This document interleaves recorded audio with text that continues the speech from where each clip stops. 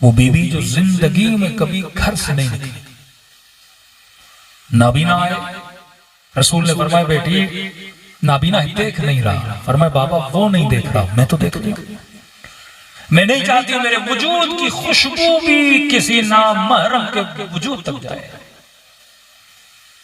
और वो बीबी, इम्तिहान यह है कि सैयदा आप दरबार तक जाओगी, ये इम्तिहान है। एक आम औरत के लिए निकलना कोई बड़ी बात नहीं है मेरे अजीज। इम्तिहान है अली, ये नहीं कि अली तलवार लड़ाए, जिसको लोगों ने तलवार लड़ाते हुए खंदक में देखा, खैबर में देखा, ओहद में देखा, बद्र में देखा। अली के लिए कोई बड़ी बात है तलवार लड़ना, शहादत पाना। जंग ओहद में बदन जख्मी, खून बह रहा, रसूल खुदा के पास आते मौला अमीरुल मोमिनीन की आंखों से आंसू आ रही है। अली रो क्यों रहे हो?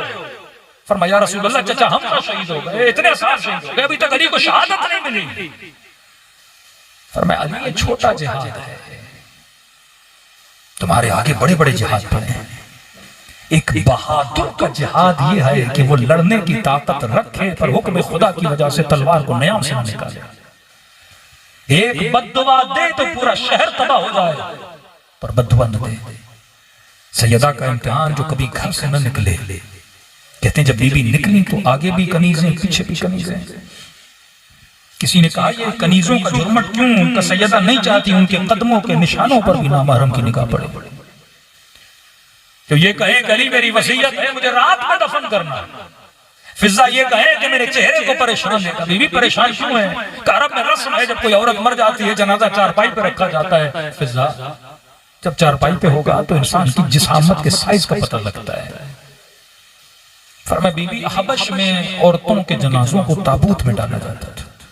काली वसीयत करती हूँ मेरे लिए ताबूत बनाओ, खस्नी बिल्लैल कफनी बिल्लैल, ताबूत में भी रखा, फिर भी वसीयत की मुझे रात की अंधेरी रातों में दफन करना।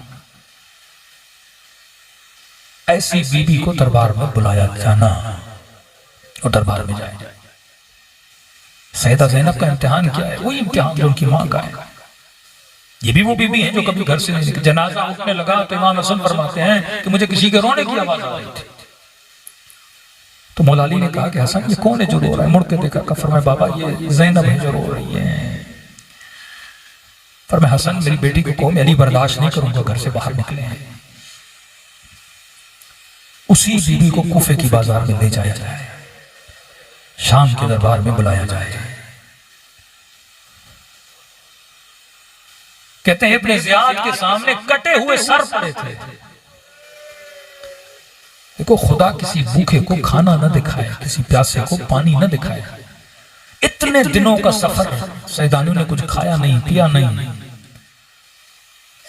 कहते सारे कटे हुए सर सामने, ये लुक में चबा रहा था, हाथ में एक छड़ी हर सर पे रखता था। ये किसका सर है? ये किसका सर है?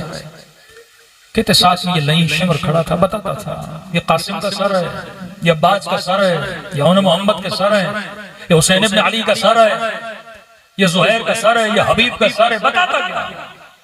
कहते इसके वजूद में कोई तब्दीली नहीं आई।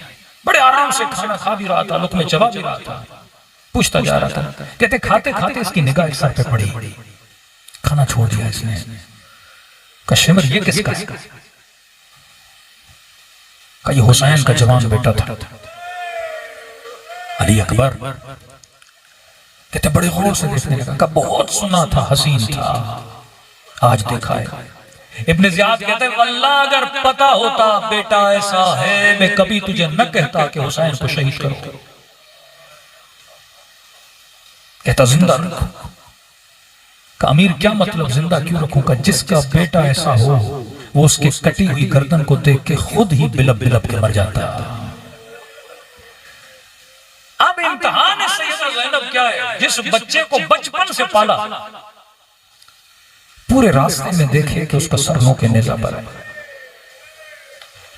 वो सकीना जिसको आदत है अपने बाबा के सीने पे सोया करती थी, पूरे सफर में उस बच्ची को दिखाया जाए और बाप के चेहरे पे छड़ी मारी जाए। इम्तिहान इमाम ज़ैनुल आबिदीन, आप सुनते ना 11 मुहर्रम को सैयदा ज़ैनब ने खुद को ऊंट की ऊंचाई से जमीन पर गिरा दिया। पूछा बीबी आपने ऐसा क्यों किया? कहा मैं देख रही थी सज्जाद की निगाह बाबा के पामाल लाशे पे थी, चेहरा दूध की तरह सफेद हो गया, खौफ था कहीं बदन से रूह न निकल जाए। निगाहों को बदन से हटाने के लिए मैंने खुद को ऊंट से नीचे गिरा दिया। अजीज, ये राह इम्तिहान की राह है, सस्ता रास्ता नहीं, मुश्किल रास्ता है। और इस राह पे चलने के लिए आपको फर्शज़ा पे बुलाया जाता है कि सुनो, करबला नाम नहीं, करबला नजरिया है। करबला सिर्फ शुआर नहीं, करबला तर्ज जिंदगी है। फरमाया नसीबों वाले लोग फर्शज़ा पे आते हैं। ये आंसू जो आपकी आंखों से बहते हैं, ये रिज़्क़ परवरदिगार आलम है, ये खुदा हर किसी को नहीं देता। नबी ने फरमाया कसावत की निशानी जुमूदुल ऐन है।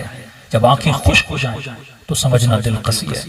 जब आंखों से आंसू टपक पड़े तो समझना अल्लाह ने तुम्हारे दिल को नरमी अता की।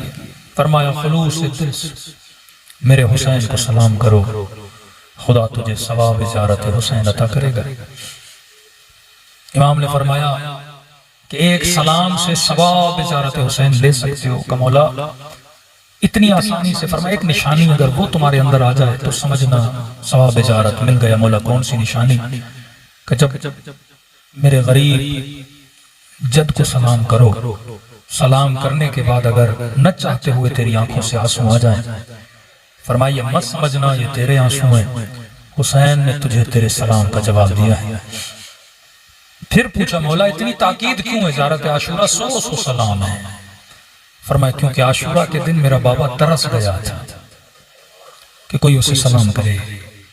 कहते थे ये बागी है, इसे सलाम न करो। सलाम मुसलमानों को किया जाता है कि तुम में से जब जब भी कोई मेरे बाबा को सलाम करता है, मेरे बाबा के कलेजे को ठंडक मिलती है।